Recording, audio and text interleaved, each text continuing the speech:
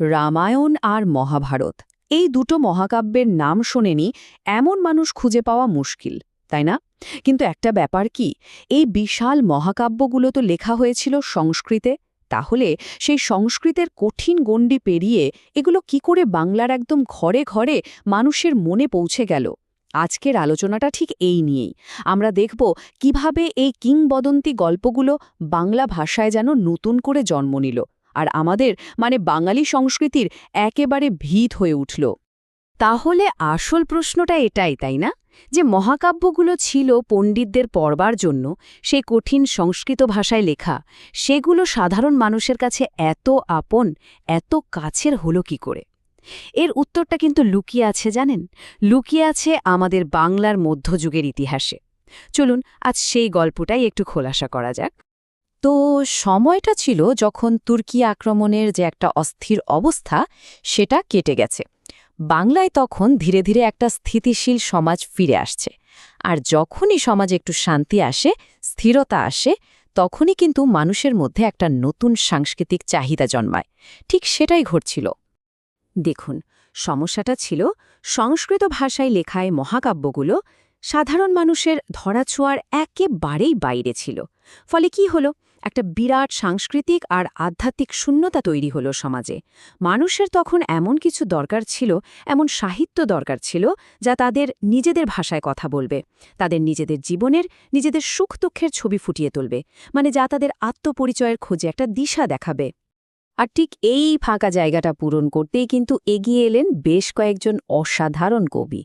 আর তাদের হাত ধরেই জন্ম নিল বাংলা সাহিত্যের এক সম্পূর্ণ নতুন ধারা, যার নাম দেওয়া হল অনুবাদ সাহিত্য। এখন অনুবাদ শব্দটা শুনলেই আমাদের মাথায় কি আসে? যে এক ভাষা থেকে আরেক ভাষায় বদলে দেওয়া, তাই তো? কিন্তু এখানে ব্যাপারটা মোটেও তেমন সহজ সরল ছিল না। এটা আসলে ছিল ভাবানুবাদ। মানেটা কি? হলো মূল গল্পের যে নির্যাস, যে আত্মা, সেটাকে নিয়ে বাংলার মাটি, জল আর এখানকার মানুষের আবেগ দিয়ে একেবারে নতুন করে গড়ে তোলা। এক কথায় বলতে গেলে এটা ছিল একটা সাংস্কৃতিক পুনর্জন্ম। এই যে পুরো যাত্রাটা, এর শুরুটা হয়েছিল চতুর্দশ শতকে বড়ুচণ্ডীদাসের শ্রীকৃষ্ণ কীর্তন দিয়ে, যা বাংলা আখ্যান কাব্যের জন্য একটা নতুন দরজা খুলে দিয়েছিল বলতে পারেন। এর ঠিক পরেই পঞ্চদশ শতকে মঞ্চে এলেন কৃত্তিবাস ওঝা। তিনি রামায়ণকে নিয়ে এলেন বাংলায়। আর তারও পরে সপ্তদশ শতকে কাশিরাম দাস মহাভারতের মতো এক বিশাল জটিল গ্রন্থকে বাংলার সাধারণ মানুষের জন্য সহজ সরল করে তুললেন। চলুন তাহলে প্রথমে কথা বলা যাক এই ধারার অন্যতম সেরা এবং সবচেয়ে গুরুত্বপূর্ণ কবিকে নিয়ে, কৃত্তিবাস ওঝা, যার হাত ধরেই কিন্তু রামায়ণ শুধু একটা মহাকাব্য থাকেনি, হয়ে উঠেছিল বাঙালির প্রাণীর কাব্য। পঞ্চদশ শতকের এই কবি কৃত্তিবাস ওঝা, তাকেই কিন্তু বাংলা রামায়ণের আদি কবি বলা হয়। তার লেখা শ্রীরাম পাঁচালী, যা পরে কৃত্তিবাসী রামায়ণ নামেই বেশি পরিচিতি পায়, সেটা যে কি পরিমাণ জনপ্রিয় হয়েছিল, এটার শুধু একটা বই ছিল না, হয়ে উঠেছিল আমাদের বাঙালির সাংস্কৃতিক পরিচয়ের একটা অবিচ্ছেদ্য অংশ। কিন্তু কেন কৃত্তিবাসের রামায়ণ কেন এতখানি বিশেষ? প্রথম কারণ হল, তিনি কিন্তু অক্ষরে অক্ষরে অনুবাদ করেননি। তিনি মূল গল্পটাকে নিয়ে বাঙালির ছাঁচে নতুন করে ঢেলে সাজিয়েছিলেন। তার রামের মধ্যে বাঙালিরা খুঁজে পেয়েছিল নিজেদের আদর্শ ছেলেটিকে, আবার সীতার দুঃখে খুঁজে পেয়েছিল নিজেদের ঘরের মেয়ের কান্না। তিনি তার কাব্যে বাংলার সমাজের রীতিনীতি, এমনকি মানুষের রোজকার জীবনের ছবিও ফুটিয়ে তুলেছিলেন। আর সবচেয়ে বড় কথা, তিনি এটা লিখেছিলেন খুব সহজ সরল পয়ার ত্রিপদী ছন্দে। ফলে এটা শুধু পড়ার জিনিস ছিল না, লোকে এটাকে সুরে সুরে গাইত। আর এভাবেই তা ছড়িয়ে পড়েছিল বাংলার আনাচে কানাচে। বীরত্ব আর করুণার এই যে অসাধারণ মেলবন্ধন, এটাই বাঙালির মনকে একেবারে ভেতর থেকে নাড়া দিয়েছিল। ভাবুন তো, স্বয়ং মাইকেল মধুসূদন দত্ত তার সম্পর্কে কি বলেছিলেন। তিনি বলেছিলেন, কৃত্তিবাস কীর্তিবাস কবি এ বঙ্গের অলঙ্কার। এর থেকে বড় স্বীকৃতি আর কি হতে পারে বলুন? এই একটা লাইনই কিন্তু বুঝিয়ে দেয় যে বাংলা সাহিত্যে কৃত্তিবাস ওঝার স্থানটা ঠিক কোথায়। আচ্ছা, কৃত্তিবাসের প্রায় ২০০ বছর পর আরেকজন মহান কবি ঠিক এমনই এক বিশাল কাজে হাত দিয়েছিলেন। তিনি হলেন কাশিরাম দাস। আর তার কাঁধে ছিল মহাভারতের মতো এক বিশাল মহাকাব্যকে বাংলায় নিয়ে আসার দায়িত্ব।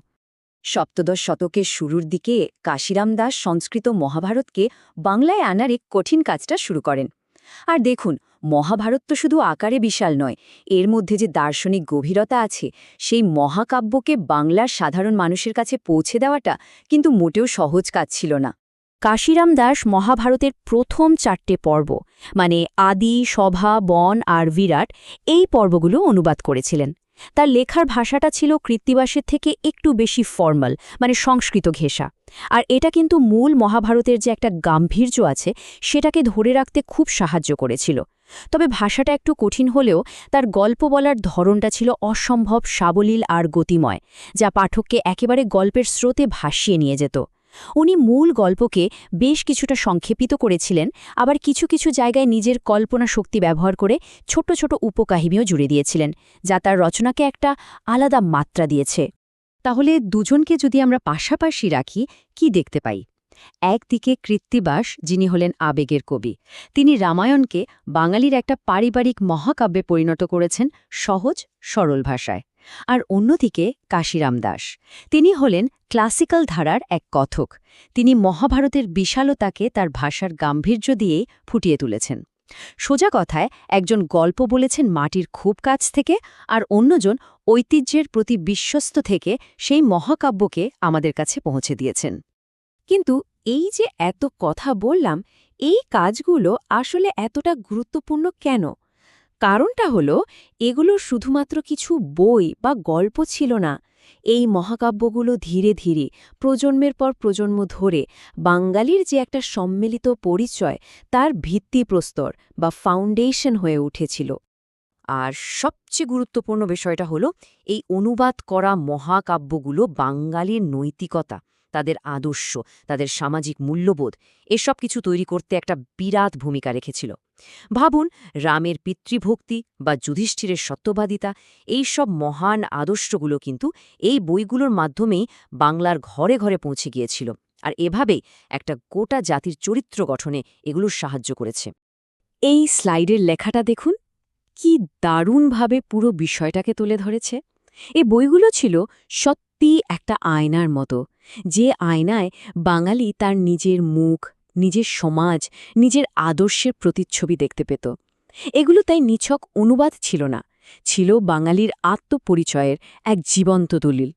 তাই আলোচনার শেষে একটা প্রশ্ন রেখে যেতে চাই। কৃত্তিবাস আর কাশিরাম দাসের এই যে কাজ, এগুলোকে আমরা কি শুধুই অনুবাদ বলবো, নাকি এগুলো আসলে এক একটা নতুন সৃষ্টি? একবার ভেবে দেখুন, যখন একটা গল্প একটা নতুন ভাষায়, নতুন একটা সংস্কৃতিতে আর নতুন আবেগে পুনর্জন্ম লাভ করে, তখন কি সেটা আর আগের গল্পটা থাকে, নাকি সম্পূর্ণ নতুন কিছু হয়ে ওঠে? ভাবার বিষয়, তাই না?